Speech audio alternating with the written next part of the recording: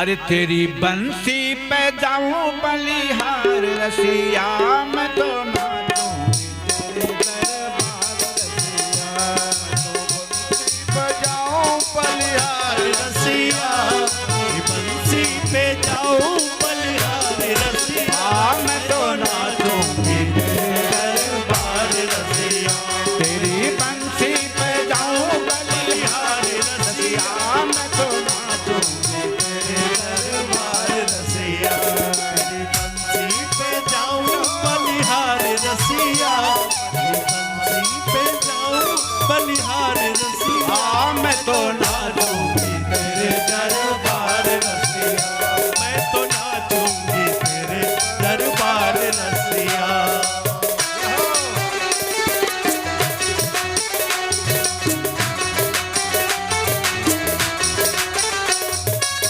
राधे राधे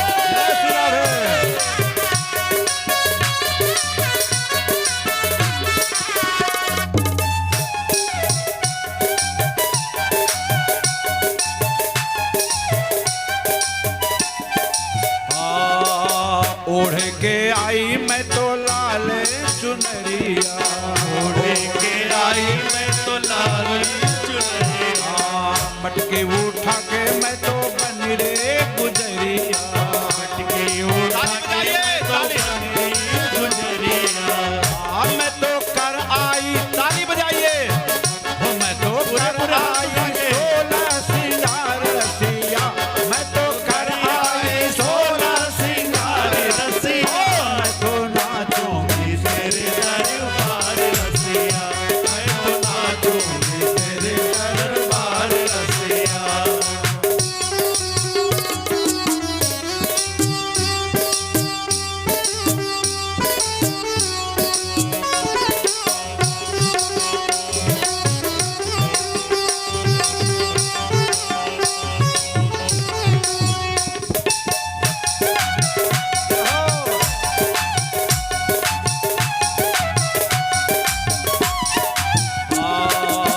जब से लागी मोहे तो से लगनवा, जब से लागे लगनवा, बिसर गया मोहे घर आंगनवा, बिसरे गया मोहे घर आंगनवा, मैं तो छोड़ आई, मैं तो छोड़ आई सारा संसार रसिया, मैं तो छोड़ आई सारा संसार रसिया, मैं तो नाचूंगी तेरे दरबार रसिया, मैं तो नाचूंगी तेरे दरबार रसिया।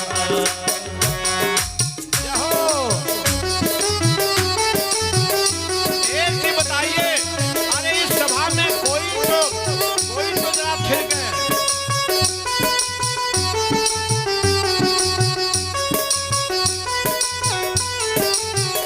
जाओ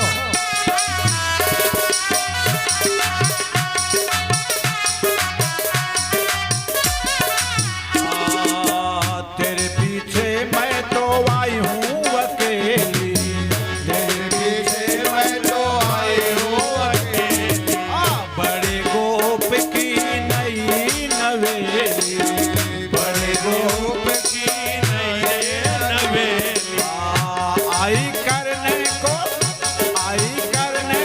मैं तो मनुहार रसिया, आई करने को मैं तो मनुहार रसिया, मैं तो मैं तो नाचूंगी तेरे दरबार रसिया।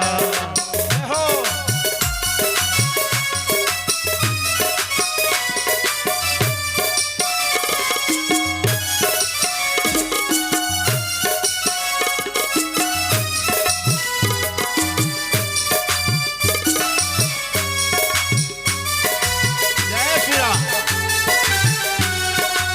राधे राधे।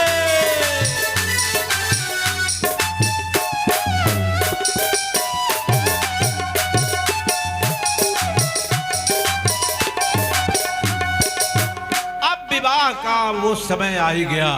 विदर्भ देश के राजा भीष्मक की एक बेटी थी जिसका नाम था रुक्मिणी। भीष्मक जी के 5 बेटे थे। रुक्मी, रुक्मरथ, रुक्मबाहु, रुक्मकेशी और रुक्ममाली। पांचों भाइयों की इकलौती बहन थी रुक्मणी।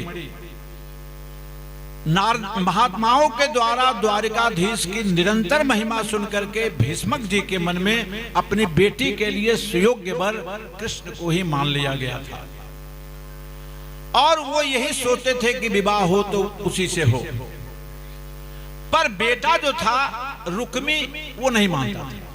कहता था पिताजी उस रण छोड़ भगौड़े से जो युद्ध छोड़ करके भाग गया, आप उससे मेरी बहन की शादी कीजिएगा, मुझे ये मंजूर नहीं है। राम राम ये ठीक नहीं है। और बिल्कुल बिल्कुल विरोध लगा कर रहे। इधर रुक्मिणी जी के भी मन में भावना थी कि हमारा विवाह जब भी हो तो कृष्ण कन्हैया से। अब इधर शादी अंदर अंदर रुक्मिणी ने पक्का कर दिया शिशुपाल से। शादी तय हो गई। जब इसकी जानकारी मिली है रुक्मिणी जी की तो परेशान हो गई। अब क्या किया जाए?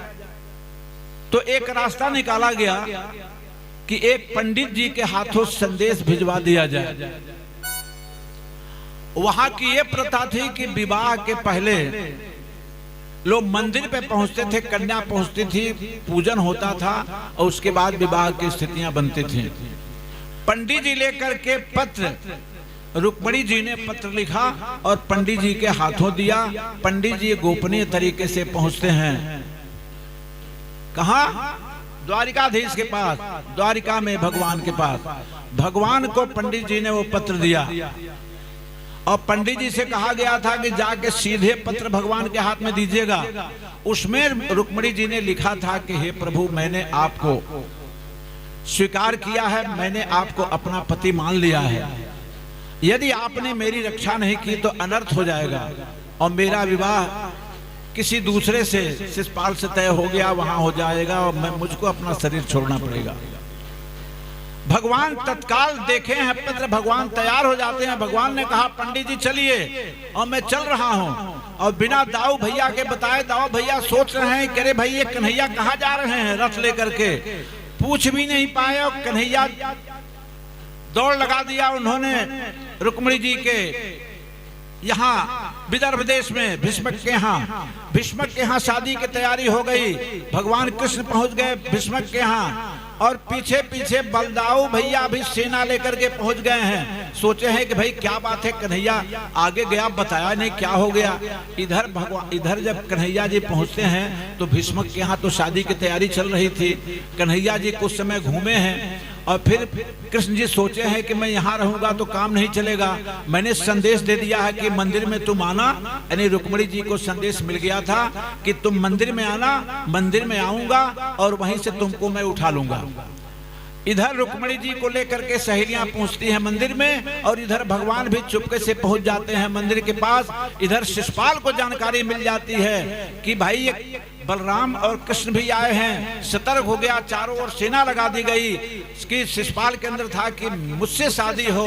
और उसी दरमियान कन्हैया जी की निगाह पड़ती है रुक्मिणी जी के ऊपर और तत्काल कन्हैया जी ने, हमारे जो वृंदावन बिहारी लाल जी हैं, कृष्ण जी हैं, रथ के ऊपर बैठ करके एक पैर नीचे किया और तत्काल हाथ बटाया और रुक्मिणी जी ने अपना हाथ थमाया और रुक्मिणी जी को रथ पर बैठा करके भगवान कृष्ण लेकर के चल देते हैं। रुक्मिणी जी को हल्ला मच जाता है कि भाई वहां की सेना की स्थिति थी, कितने सुंदर थे लोग कि देखते रह गए। और जब ये लोग चल दिए रथ से तब सेना वाले कह रहे भाई क्या हुआ, तो भाग गया।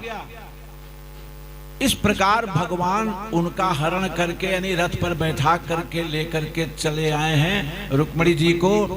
और जरासंध भी आया है लड़ने के लिए, पीछे से लोगों ने दौड़ाया है जरासंध, लेकिन अंत में शिशुपाल बहुत नाराज हुआ है। जरासंध शिशुपाल को समझाया है कि तुम क्यों नाराज होते हो, छोड़ो, जो हुआ सो हुआ। इस प्रकार रुक्मिणी जी को लेकर के भगवान पहुंच जाते हैं द्वारिका। और द्वारिका आने के बाद से धूमधाम से विवाह की तैयारी की तिथि निकाली जाती है और धूमधाम से शादी द्वारिका में भगवान के साथ रुक्मिणी जी का संपन्न हुआ है, तो अब विवाह की एक गीत गाई जाए। हमने कहा समय को देखते हुए अगर मैं ज्यादा लंबा खींचूंगा तो फिर आप लोगों को जाना पड़ेगा 1 बजे रात में, इसीलिए हमने थोड़ा सा इसकी स्पीड आगे बढ़ा दिया। तो थोड़ा सा अब सीधे विवाह के ऊपर, विवाह की तैयारियां हो गई और माता जी का विवाह हमारे कृष्ण कन्हैया के साथ होने वाला है। तो हम भी जरा उस विवाह में शरीक हों और एक सुंदर सा गीत